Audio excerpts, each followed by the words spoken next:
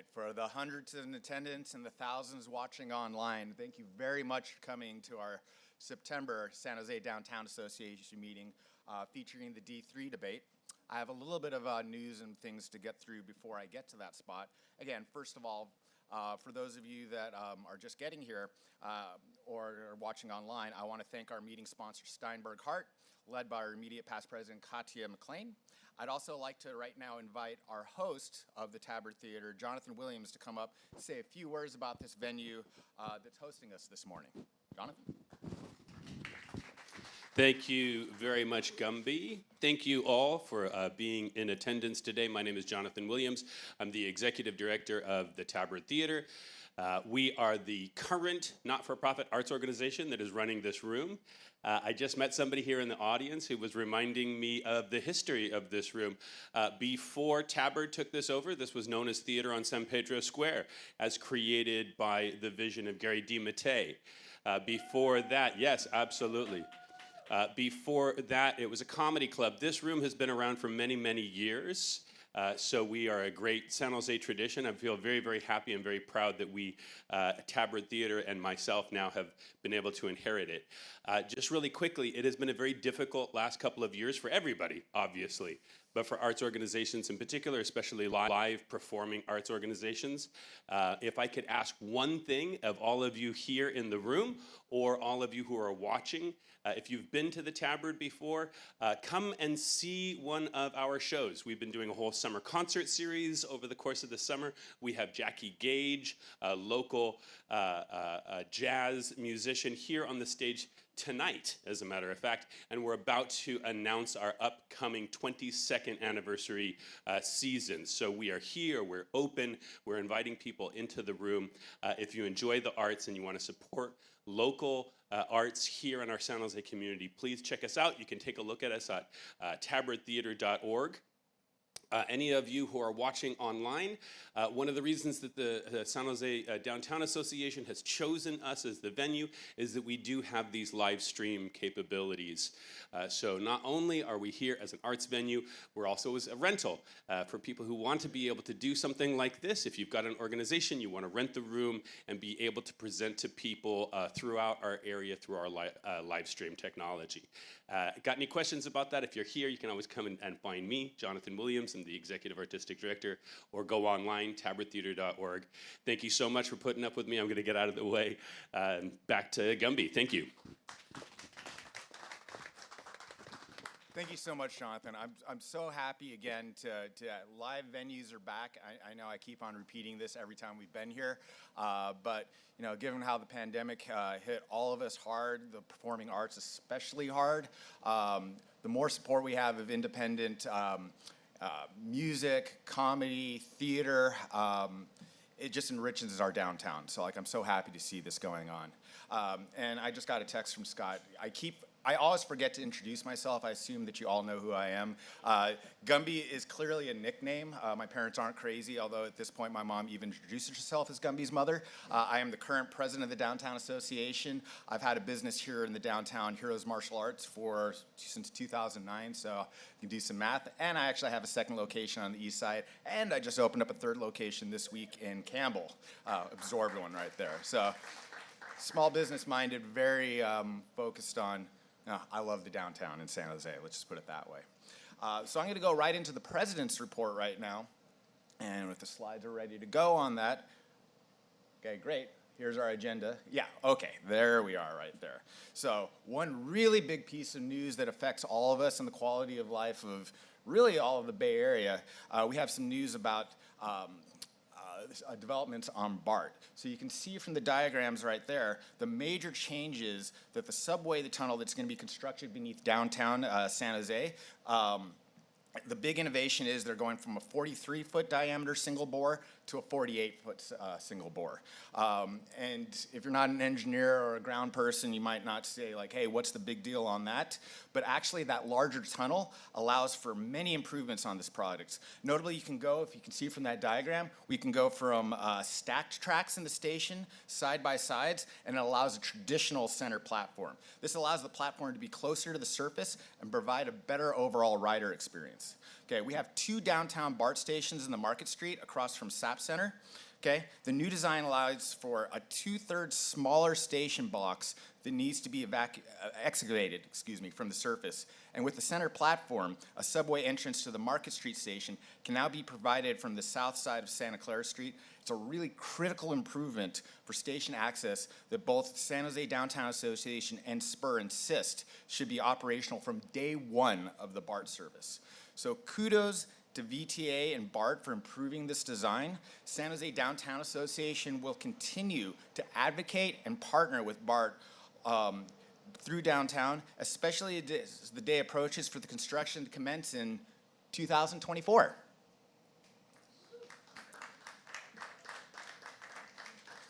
I also want to give a heads up for our next annual meeting on October 14th. There we go. Good. It's another hybrid event, but I hope to see a lot of your faces in person. It'll be at the Hammer Theater. It'll be live streamed if that's what you have to do on that. The annual meeting will feature both the San Jose Downtown Association and the PBID reports and financial reports, election of new board members, our famous 2-minute committee drill, and it'll be the introduction of our new CEO, our formal introduction of our new CEO, Alex Statinsky, and our current CEO's final State of the Downtown speech. Okay, big moment on a lot of ways, historical for the Downtown Association. You don't want to miss it. Come on in person to the beautiful Hammer Theater, October 14th at 8:15 a.m. And getting on to the main event of the day, we have our D3 debate. Okay, so since the 1980s, the San Jose City Council District 3 is the training ground for future mayors. Tom McHenry, Susan Hammer, and Sam Liccardo were all downtown council members before ascending to mayor. And David Pandori, Cindy Chavez, and Raul Perales all ran for mayor. Cindy is actually running for her second time this November.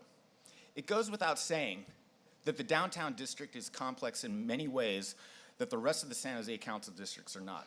Downtown is everybody's neighborhood, with many public amenities concentrated here that serve the entire city, be it transportation, education, conventions, sporting events, museums, courts, festivals, City Hall itself. The densities and the challenges of downtown are also greater than the rest of the city. Before I call up the two candidates running for the D3 council seat, I want to cover two items. Number one, the San Jose Downtown Association's impartiality in the race and the format. Many of you know that one of the D3 candidates is currently a Downtown Association employee, our business resiliency manager, Omar Torres. SGDA takes no positions on any political races. Our candidate forums are completely impartial, and we have experience with this in prior races. Some of you may recall San Jose Downtown Association board member Don Gagliardi was in the general election runoff 8 years ago against Raul Perales. Obviously, since Raul was elected, there could be no claims to San Jose Downtown insider advantage. Same thing here today. The candidate forum this morning is as follows. Each candidate will have 1 minute to introduce themselves and then 1 minute to respond to each of the questions. The candidates will alternate who answers first, then each candidate will have a 1 minute concluding statement at the end, which will be in reverse order from the introductory statement. Nancy will be holding up a yellow card, there, you can't see her on screen, as a 30-second countdown, and a red card when 1 minute has been reached. We have randomly selected which candidate will go first. There's 20 questions, and I believe the candidates have seen all of the questions. I'm gonna try to make it through all of them. It is my pleasure to invite to our stage our two candidates, one of whom will be our future downtown city council person. Please welcome Irene Smith and Omar Torres.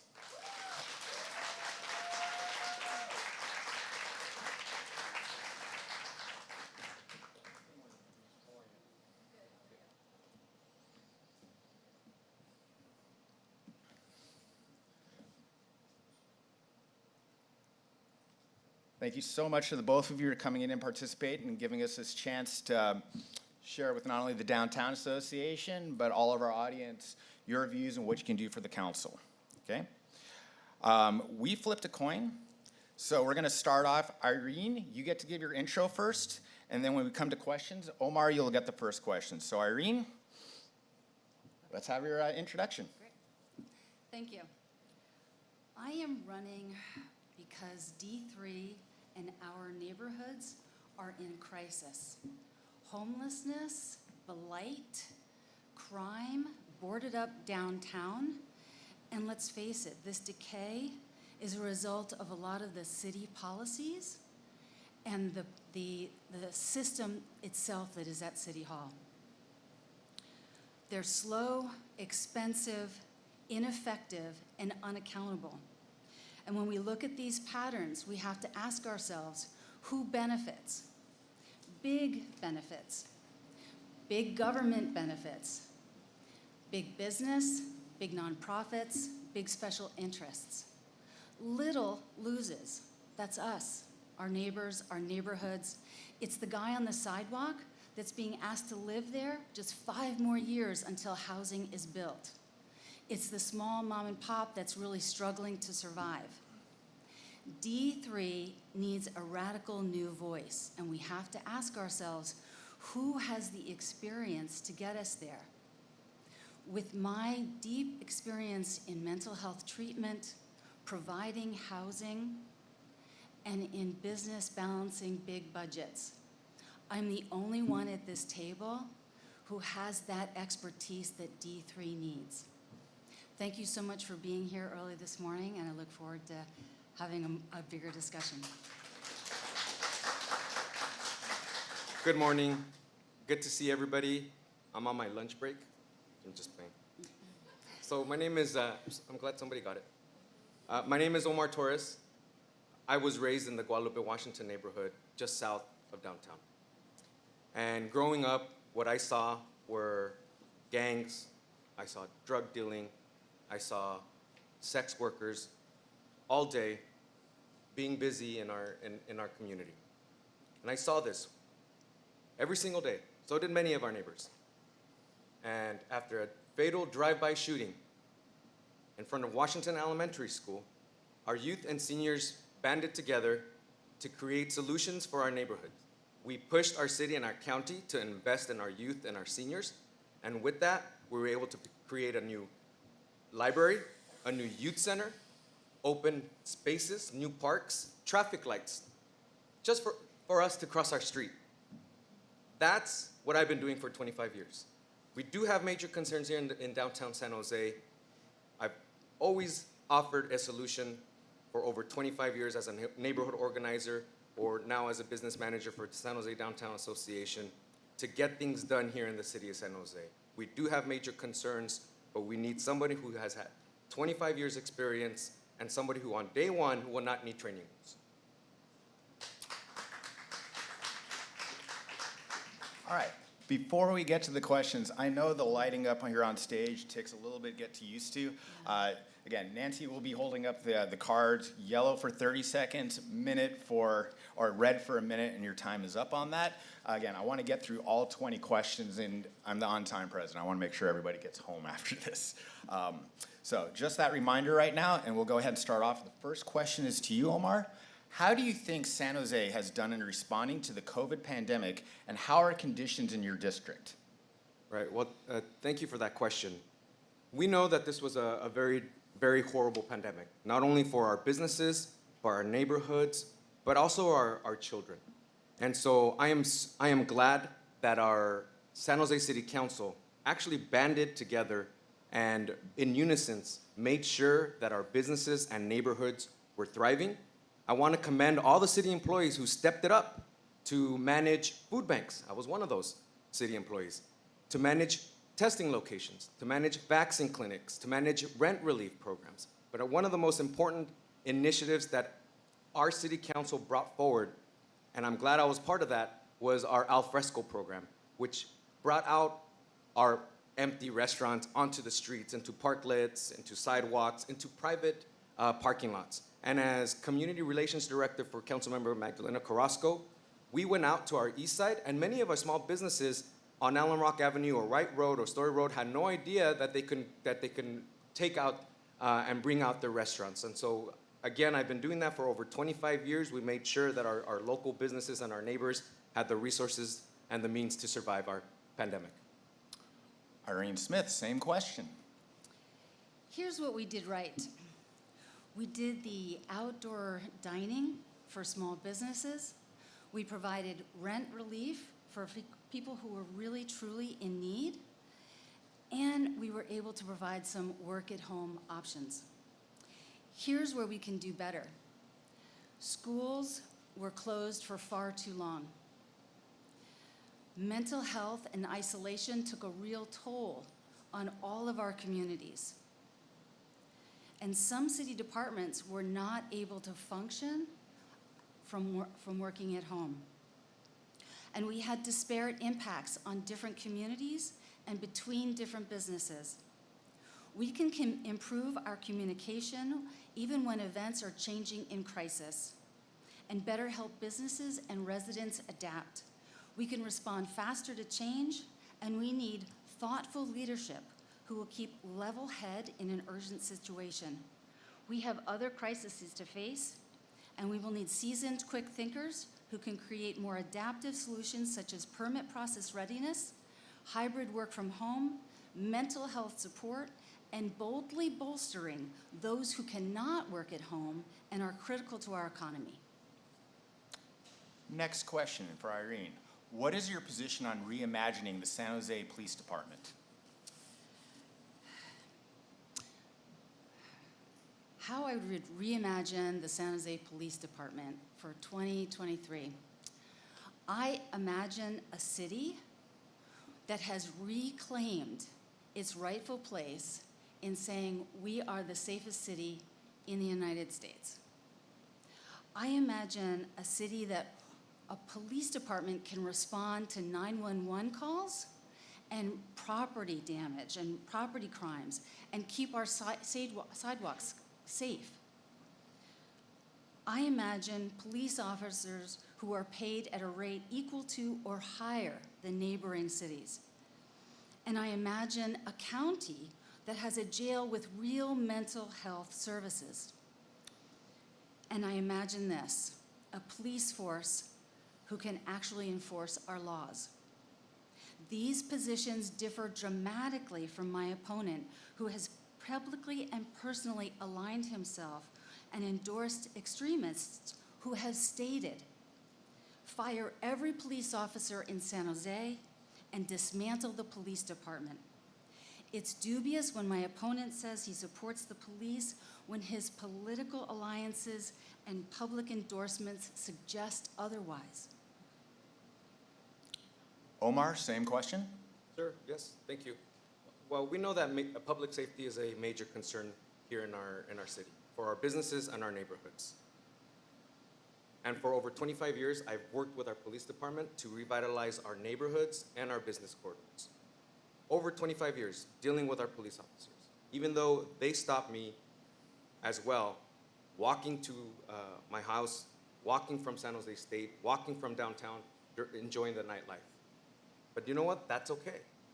I support hiring more police officers. We have to cut down on our overtime. It's extremely important. We also have to make sure that our police officers are responding to real life emergencies, break-ins, business break-ins. We need to train our police officers and train our city employees and county officials to make sure that when they are dealing with our when they're dealing with our unhoused residents with mental health illnesses, that it is not them dealing with them. That when we have a domestic violence or sexual assault victim, that is our county dealing with them. So I support our police reimagining. It's a good first step to make sure that we become the safest city in California. Next question for Omar. Should the city of San Jose increase taxes on commercial builders to fund more affordable housing? So we know that this is a major crisis, not only in the city of San Jose, but in California. And we can't continue to play the blame game. We can't continue to point fingers because we see the crisis every single day in front of our homes, in our parks, in our businesses. And for that reason, I do support increasing the commercial linkage fee. It is one of the lowest here in our region. Silicon Valley continues to thrive, and we can no longer We can no longer have our folks out on our streets or our folks being displaced here in the city of San Jose. And this is one of the good first steps to take on building housing for all here in the city of San Jose. Irene, same question. San Jose needs more affordable housing. How do we get there?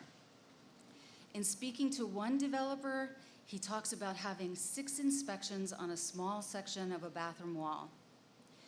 And talk to another developer, and he tells me he never knows the true cost of doing business in San Jose. And his budgets are constantly in flux. If we make it harder, if we add to the costs of construction through either time delays or additional fees, then we are the problem, and we are adding to the cost of housing. If we are unwilling to make it easier to build, easier to do business with San Jose, then we will continue to suffer with less housing. And eventually the housing that is provided will be subsidized to the tune of $1 million per door, and our tax base can't subsidize that. We need an economic model so that we can accommodate more housing that helps more people, not just a few people. We need more housing, not more housing that simply costs more. Next question for Irene. Homelessness is increasing in San Jose.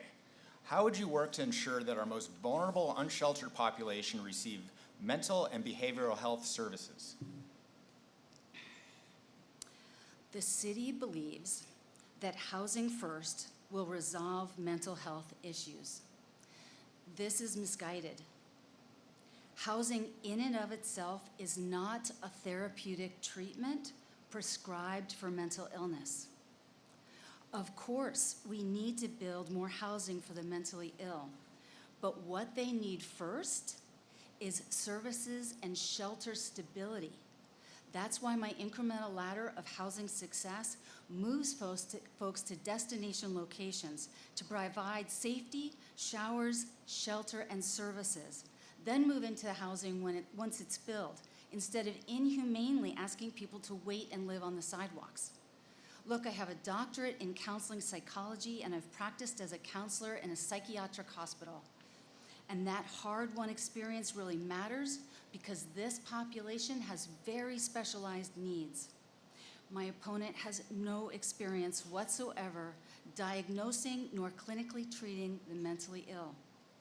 Services and shelter stabilization first, respect, compassion, and care, always. Omar, same question. We all know that this is a humanitarian crisis, and we don't need a mental health license to know what is really happening. And it is also an economic injustice issue as well. But we're going to be aggressive. As your council member, I want to create a mobile crisis response center, 24/7 wraparound services, where we're going to really dive into making sure that our unhoused have medical, mental, and alcohol addiction services 24/7. We're going to locate shelter beds for them. We're going to find that temporary and permanent housing for them, because that is important. These are short-term and long-term solutions. We need short-term and long-term solutions here in the city of San Jose, and we know what the short-terms are. Finding more shelter beds, tiny homes, safe parking, working with our nonprofits and other religious organizations, but also taking that step that their city is doing in building modular buildings on city property. Long-term solution is making sure that they are permanently housed and are being a good product of society. Thank you. Omar, next question. How do you view your role in working with the mayor's office, and is there a council, committee, board assignment you are especially interested in? Absolutely. I'm eager to work with the next mayor of the city of San Jose, whomever that may be. District 3 is facing a lot of concerns, and you're hearing them today. Our unhoused, public safety, a local economy that is sputtering, but is improving. And so we need to make sure that the mayor and the newest downtown council member is working together, because if downtown cannot thrive, our whole city cannot thrive. So that's why, for me, I would love to sit on the VTA board. That's important. But I would also love to sit on the Community and Economic Development Committee here in the city of San Jose, because it brings important land use policies and economic development policies for our city of San Jose. And that's how we're going to move District 3 forward, with a strong leader and a good partner in the mayor's office. Irene, same question. As a lifelong independent, I will be able to work with either Cindy or Matt as mayor. In fact, I have worked with Cindy through my volunteer organization, the Defenders of Clean Air Equality. And I have worked with Matt on Creekside cleaning initiatives. We have focused on solutions and not parties. Both were actively concerned when I raised the issue of air quality and the recent Stanford study that explains children who are exposed to the air quality from encampment fires, from plastics and sneakers, computer parts and tires, suffer permanent and irrevocable IQ damage. As for assignments, there are several I would like, including being part of the new Office of Public Listening, which will gather community input and report back to the community as to how their feedback is being used. I'm also interested in anything to do with housing and the Neighborhood Services and Education Committee. Thank you. Irene, next question is for you. Small business, the backbone of the city's tax base, has been decimated by the pandemic. What initiatives would you support for the recovery of San Jose's small business community? Look, I have run and founded and struggled with 3 small businesses to work in downtown. My opponent has 0 experience in the risks or the operations of starting, running, and building a small business. Lots of local governments have developed ingenious interventions for small businesses. San Jose is not one of them. Here are 2 things that I would like to pilot for small businesses in San Jose. Encourage shop local. Yes, we've all heard of this, but Akron has a different take on it. They have an application where we can connect shoppers to local businesses online and offer points, which eventually lead to future discounts. We could do the same thing for D3 small businesses. I'd also like to streamline internal operations for small businesses. San Jose can be way more invested in the success of small businesses by walking them through the onerous permit process, and also providing outreach and headlights into options that would best serve their businesses in D3. Omar, same question. Great, no, this is a terrific question. So we need to waive business tax license fees, especially renewal fees, and consider forgiving permitting fees when a local entrepreneur wants to start a business here in the city of San Jose.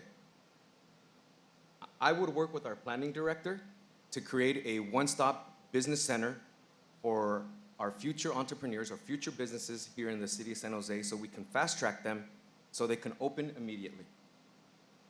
And I also want to build upon our Storefronts Initiative program, which right now is a reimbursement program, but what we should be doing is subsidizing the rent for empty storefronts here in our city of San Jose. Whether it's on Santa Clara Street or North 13th Street in the Luna Park District or South 1st Street, a thriving business is better than a vacant building. During the pandemic, I was the Deputy Chief of Staff to Councilmember Magdalena Carrasco, where we went out and made sure that our local businesses were thriving. And for over 25 years, I have been helping our local community by creating stronger business corridors and stronger business associations as well.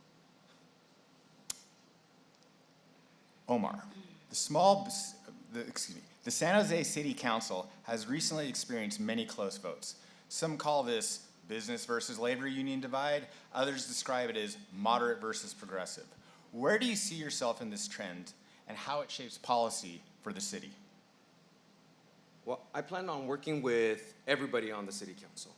For over 25 years, I've worked collaboratively and build coalitions to address many concerns here in the city of San Jose. And I'm going to continue to do that. And my track record speaks for itself, that I've worked with labor, I've worked with business, I've worked with nonprofits to make sure that our city of San Jose is thriving. And I will continue to do so. I've been endorsed by business leaders like Jim Canine, Vice Mayor Chappie Jones, and the Mercury News. The Mercury News endorsed me. And they know that I'm the only one in this race who can build a bridge with everybody, because I have been boots on the ground for well over 25 years dealing with many of the concerns that our city has. Irene, same question. I'm an independent, and I have always been an independent. And I sure as heck hope that we can keep the baggage of polarizing politics out of San Jose city government. I am radically inclusive, and my supporters include people from all across the political spectrum. I am happy to have them on my bus with the Green Party, the Liberal Democrats, the Independents, the Libertarians, and Republicans alike. I welcome and I include all voices. I am not constrained in my approach to policy, and I will cherry pick the very best ideas and the best solutions for D3, wherever they come from, whoever they come from. And I don't have to reach across the aisle because I'm not in an aisle. That makes it easier for me to collaborate and coordinate with everyone. Question for Irene. The city's development agreement with Google for Downtown West was approved in 2021. What is your position on the project and what it means for the future of this city? Google is great, but it's a field goal, not a touchdown. And we are nowhere near spiking the football. Business is what generates tax revenue. San Jose is 80% residential and 20% business. Our bedroom community model is why other local cities have larger, bigger budgets than we do. So let's get real. If San Jose is to grow and to do all the progressive programs that we want and that we need, then we will need more Googles. Companies are watching how we treat Google. We will need to aggressively pursue and make it easier and attractive for more businesses to come here and not make a bunch of demands to chase them away. And at the same time, we can still pay attention to the needs of the surrounding communities. For example, there are only 3 Japantowns left in the United States. And we will make it a priority to keep that traditional community intact. Omar, same question. I supported the project, and I worked for Councilmember Carrasco when this project was coming through the pipeline, and I continue to support the project. Downtown West will add thousands of jobs and activate a western part of our downtown for generations to come. We know that. It's a massive project. What I did enjoy is seeing that our community banded together, and we created a Opportunity Pathways Commission where our community is going to be able to utilize these Google monies to improve their communities. The 2 most important parts of this project, immediately, it's going to bring in over 6,000 construction jobs here in our city of San Jose, but most importantly, it's going to build 4,000 housing units, 25% of those affordable. We have to do this right. Too much is at stake. Omar, next question for you. The Diridon Integrated Station concept, DISC, is just that, a concept. Which organization, Caltrain, VTA, High Speed Rail, or the City of San Jose, should be the lead on the station, and why? Well, if you talk to those 5 agencies, all 5 agencies will probably ask you that they want to take it over. but we know that that can't happen. And so what we really need to make sure is that we are having this critical dialogue about Dearborn. Our neighborhoods are affected, our businesses are going to be affected, and it is important that these 5 massive agencies, local government agencies, are working together. So in a utopian society, I would love for our city to make sure that they're running this concept, but again, it's gonna take important dialogue with these 5 agencies because they're gonna have to give up some of their power. So I would love for our city to make sure that they are running this concept. Irene, same question. Electrified Caltran and BART and high-speed rail services will add to the trains and buses and light rail that's at San Jose Dearborn Station. And the great news is it will add over 1,000 new jobs. The impact on San Jose and its residents will be tremendous. And the organization and the leadership will serve to unify our transportation options. San Jose should be the lead on this project because the City Council is elected by the people and will be in the best position to balance both the positive and the negative impacts. Caltrain, VTA, high-speed rail are not elected and they do not live here. We can take input from experts, but they are not qualified to represent the best interests of the people and communities of San Jose. Ultimately, the City of San Jose is the most adept to direct the project. Irene, next question for you. The county thus far has only done voluntary referrals for assisted outpatient treatment for individuals suffering from severe mental disorders. Would you be supportive of involuntary compulsory referrals into treatment for those who are unable or unwilling to accept services? Let's not beat around the bush. We have a segment of the unhoused who are unable to care for themselves. And we are sadly not fulfilling our duty. You can see them all day long on Santa Clara Street directing traffic, enthusiastically dancing, all the while completely oblivious to the traffic. This is a humanitarian disaster. It took the county too long to embrace Laura's Law, but it's a good step forward. Sometimes mental health problems arise because of addiction, and sometimes mental health is the precursor for folks attempting to self-medicate with drugs. Drugs like meth are now hugely more powerful and capable of permanently damaging the brain, and it's now measured in months of use, not years of use. Our system prioritizes new apartments and does not address addiction nor mental health. Hopefully, Governor Newsom will shortly sign Care Court and give us additional tools to mandate help. So yes, I would support compulsory treatment for some service mentally resistant mentally ill. Omar, same question. Yes. When we are dealing with our unhoused, we have so many complex issues when we're dealing with our unhoused. And so I do support this program, and I'm very glad that Supervisors Otto Lee and Supervisor Joe Simidian have been working with our community and our major stakeholders when it comes to implementing this program. It is a very necessary program.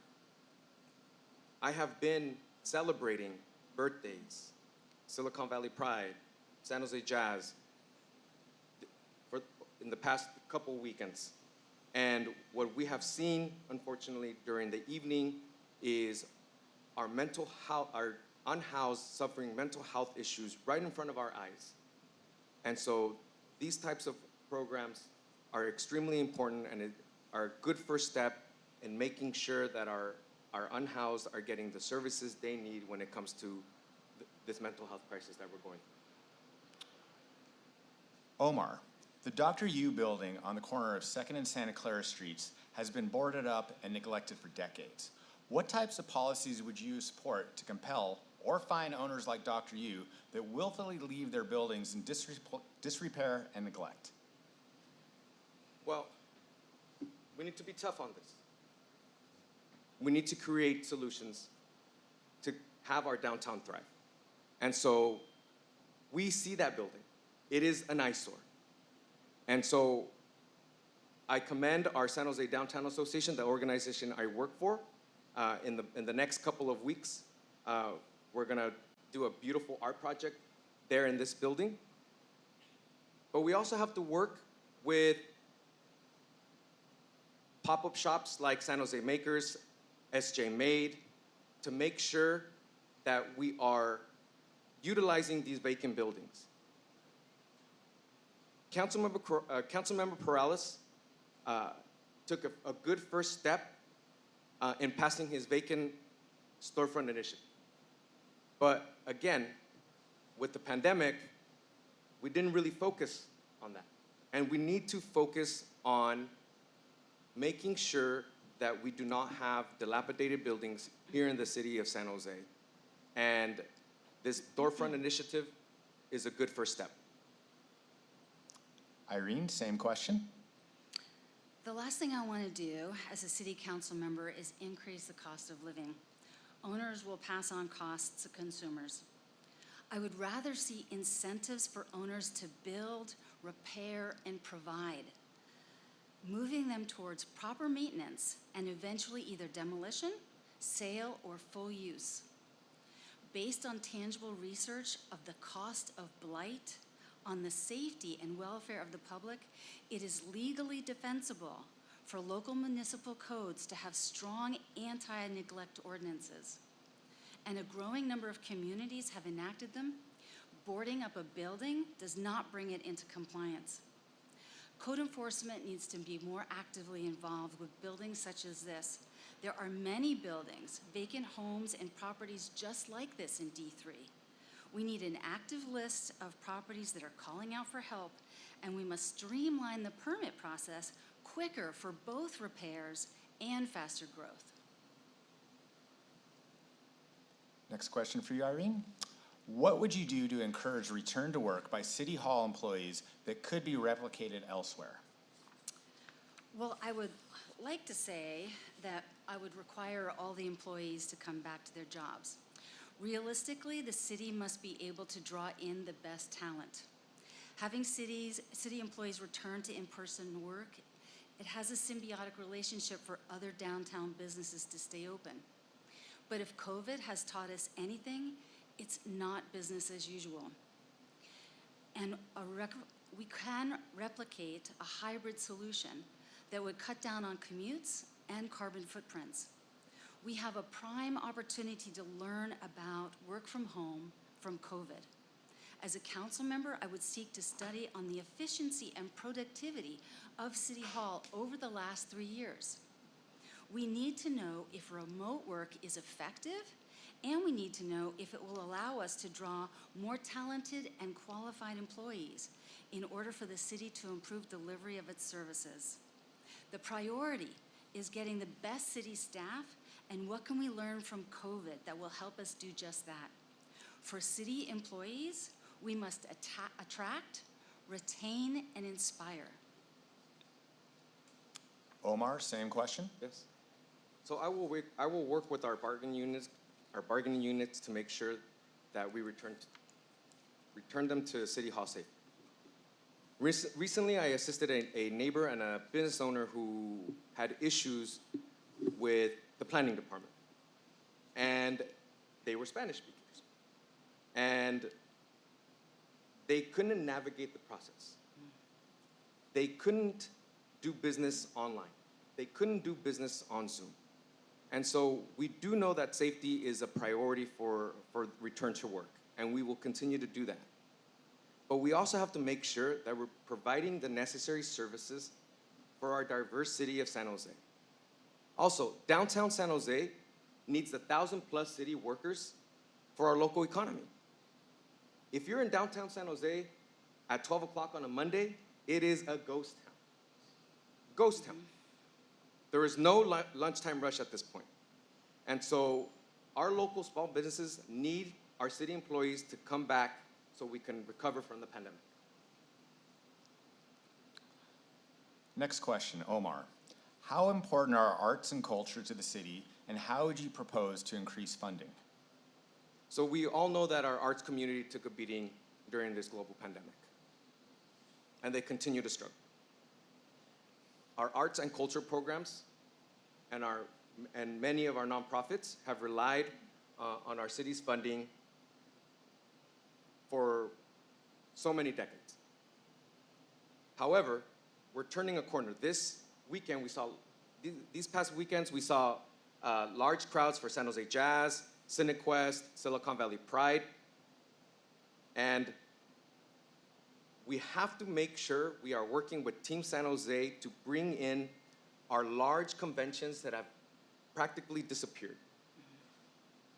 I worked with Councilmember Carrasco when she proposed a 1% private development fee to fund our arts here in the city of San Jose, and I continue to support that because investing in our arts community is investing in our economic recovery. Irene, same question. I think the crowds for our arts could be much better. The existing arts are suffering in downtown because of the uncomfortable and lawless environment. In order for the arts to thrive, we will need stabilized shelter for those who are unhoused, living in parks and on sidewalks. Difficult decisions will need to be made regarding funding from the city, but until the street unhoused are in stabilized shelter, no one will want to come downtown no matter what we build. Neighbors don't feel safe. The sidewalks smell of urine. And too many people are suffering by living without services, showers, and safety. We need to advance the arts and help people at the same time. D3 has the most unhoused of any other district in San Jose, and it has a direct impact on downtown vitality. Recovery of the arts is just like recovery of small businesses. They are inextricably tied to solving street homelessness. Irene, next question. Parking supply is still a major debate downtown. Should we build more parking or wait for the day that autonomous vehicles arrive? As I walk through the neighborhoods, there's a common complaint, and it's about parking and the lack of parking enforcement. Neighbors are calling in parking violations without any response from the city. In Spartan Keys, cars are double parked along red zones and on the sidewalks. With insufficient street parking, neighbors are now demanding permit parking for their own communities. And they want any new buildings without parking to require their new residents to be carless. This is coming from our residents, and the city isn't listening. We must continue to have parking until such time as we have good transportation that people will use. We can prepare for planned obsolescence of parking spaces in the future. We can build parking and make it adaptable, flexible for a variety of future uses. Otherwise, the parents with 2 kids in 2 different schools with 2 different jobs each will spend 72 hours on mass transit trying to get through their 24-hour day. Omar, same question. So we know that we are building up here in downtown San Jose, and that's important, and that we want to have downtown be walkable. I do not support building more parking structures or building more parking. Mobility is important, especially here in downtown San Jose, especially if we're going to be continuing to invest in transit-oriented development. And so, no, I do not support building more parking here in the city of San Jose. We need to create walkable neighborhoods and a walkable downtown. We are currently doing that, and we need to continue to push for that. Next question for Omar. Would you support converting office or hotel buildings into housing? Absolutely. I have been a major proponent of Project Roomkey, even though I worked for an organization that was not for Project Room Key because I know that it is important. However, what we should have done is we should have done better community outreach because the city did not provide the best outreach plan that they had. And so it ticked off a lot of business owners and neighborhood leaders in the SOFA district. So I support Project Home Key. I support making sure that we're using underutilized motels for our unhoused. That's an important first step. Irene, same question. When our mayor and city staff tell us there's no unused inventory in San Jose, they're deceiving us. The truth is, we don't know how many unused units, spaces, shelters there are because the city has been so dogmatic about its housing first strategy that it won't investigate this potential. We do know, however, that cities across the US, like Los Angeles and New York, are aggressively repurposing empty bedrooms, houses, apartments, government buildings, and office buildings. And San Jose isn't. Even Milpitas has made proposals to help house teachers into the communities by sharing empty bedrooms. We need to reinvent, repurpose, and redefine empty spaces that exist and use the resources we already have available for housing. My Placement First plan proposes that we develop a program to incent owners to offer these spaces for housing. Irene, next question. Two of downtown's largest parks, St. James and Guadalupe River Park, have been suffering for years. What will be different for these beleaguered public spaces when you become downtown council member? I am in support of the Levitt Pavilion for St. James Park and the revitalization it will bring to the core. However, there are a lot of details that have to be worked out and the community's voice has to be heard. To make that happen in the park has to be clean. It has to be attractive and inviting for families. And that will happen when the unhoused have stabilized shelter. Guadalupe River Parkway is in D6, and I have an excellent working relationship with Dev Davis to join forces because this benefits both districts. Word of caution here. We must avoid the re-traumatizing hamster wheel of abatements because if we abate one park, folks will move to the other. We need a whole picture solution like the incremental ladder of housing success. Omar, same question. Right, no. St. James Park it's a beautiful park and it's a beautiful space. And we need to continue to build public and private partnerships to activate this park. San Jose Downtown Association had Starlight Cinema this past summer and continues to have summer events at St. James Park. Our City of San Jose's PRNS department has Viva Parks.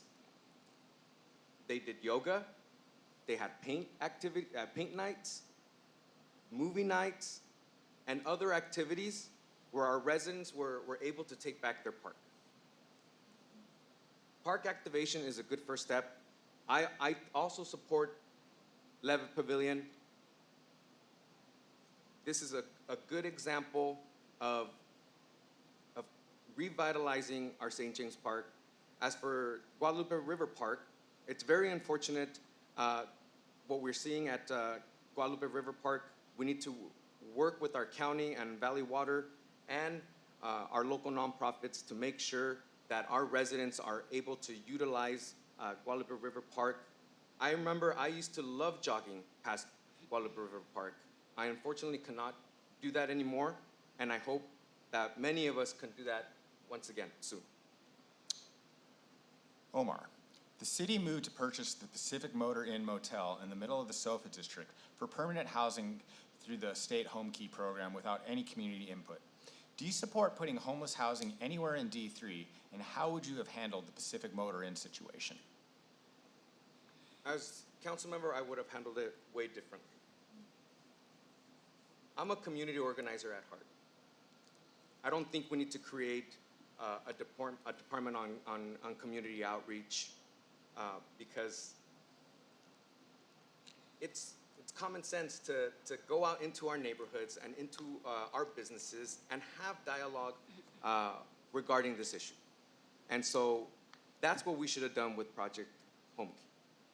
As for building affordable housing here in the city of San Jose, it is important that we build affordable housing here in the city of San Jose. But we have to, District 3 cannot share the burden of housing all of our unhoused. We have to spread the love and make sure that we are working with other council members in building affordable housing in other council districts as well. Spartan Keys, for years, has had nothing but affordable housing complexes built in their neighborhood. We need to make sure that we're building them in other neighborhoods as well. Irene, same question. Let's start with the facts. D3 has been the dumping ground of subsidized and affordable housing for all of San Jose, and San Jose has been the dumping ground for the county. Here's an example. The housing department refuses to acknowledge all the vast variety of affordable housing which already exists in D3. Sororities, dorms, halfway houses, rooming houses, shelters, tiny homes, home key hotels, rent-controlled units, mobile home parks, and group homes, and the list goes on. This refusal negatively impacts the city's very own siting policy on affordable housing allocations to D3. This has to stop.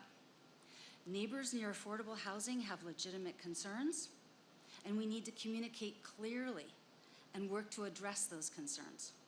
But D3 should not have to carry more than its fair share of affordable housing, and that means we need to manage the housing department much more closely, because otherwise, D3 pays the price. Irene, three-part question. When was the last time you were in downtown, not counting right now? How did you feel during that visit? Did you feel safe? Well, I've lived in downtown for 33 years and raised my daughter here, and I have never felt less safe. The biggest factor is the mentally ill unhoused who have been abandoned to live on our streets. This past week, my husband went down to St. James Post Office and was followed by a man screaming obscenities at the top of his lungs and lunging toward him. If my husband was afraid, imagine what a young family would have felt. I swerve daily on Santa Clara Street to miss people dancing without some form of clothing. I pray each time that someone doesn't jump in front of my car. They are not safe, but I'm not safe either. These are people, they're individuals that are crying for our help. This is completely unacceptable, and we need a radical change to get San Jose back to the safest city in the United States. Omar, same question. I had a coffee at Voyager yesterday at 8 o'clock in the morning. I also live downtown. That was the last time I was in downtown. Look, we know that we have major concerns here in the city of San Jose.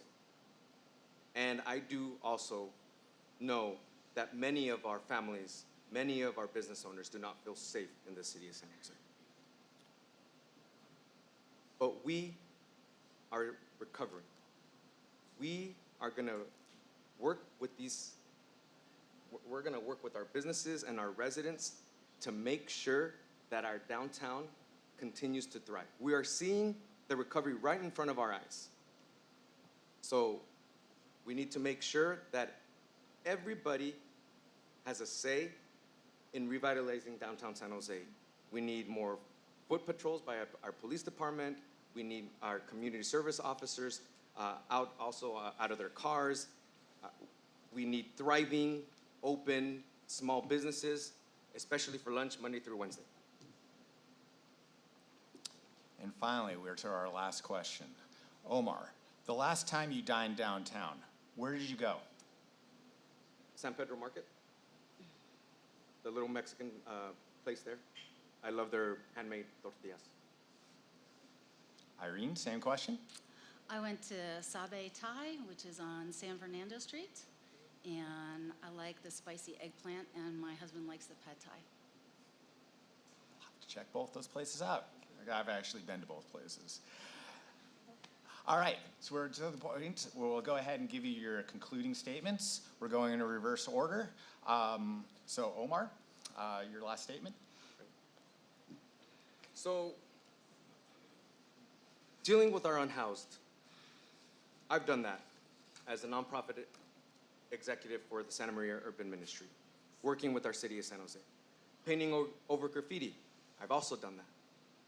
Revitalizing our neighborhoods, I've done that as well. Working with our San Jose Police Department, with our businesses and our residents, I've also done that. I've been doing this for over 25 years. Yes, we know there are major concerns here in the city of San Jose. And we need somebody who can build bridges, somebody who has been doing the work for 25 years, someone who knows the community. And I am that candidate. I love the city of San Jose. I love the people that live here. I love our small businesses. We have challenges, but it's gonna take everybody to make sure that we're coming up with solutions on making sure that the city of San Jose is the best place to live, not only for our families, but our businesses as well. So, and I hope to be your next downtown council member come January.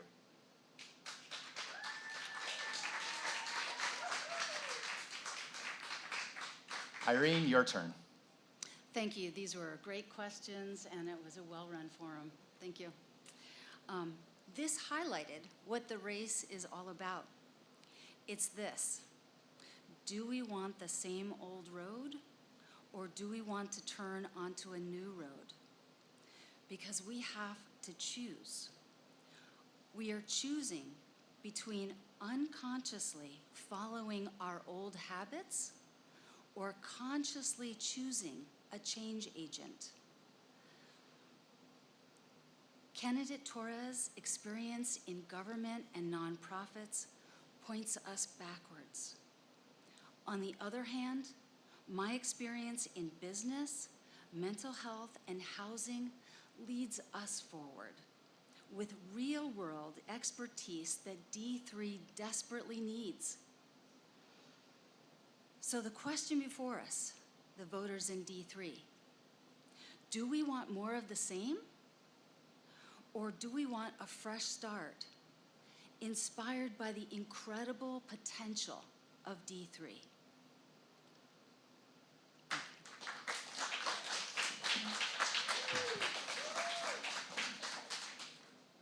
I'd like to thank both candidates for coming up and sharing your views and participating in this debate. I hope that everybody that came on here in person to the Tabard Theater or viewing online found this enlightening. I can say on behalf of the Downtown Association as the president, I look forward to working with the next council person through the next year for caring for the downtown, which is something that clearly all of us care so much about. I also want to go ahead and thank our sponsors once again for this event, Steinberg Hart, and again, firm of our former president, Katia McLean.